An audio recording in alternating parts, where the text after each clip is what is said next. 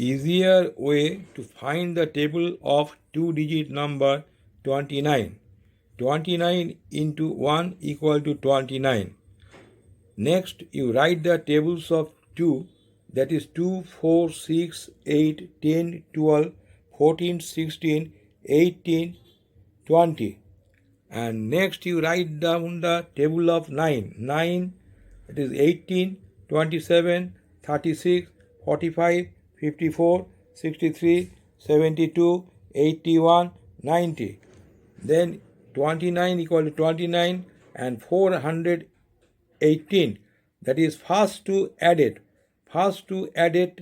That is 4 plus 1, 5, 58, 6 plus 2, 8, 87.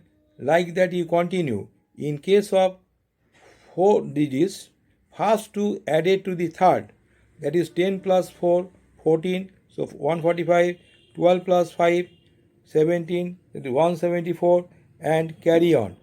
And note, all rules are given accordingly.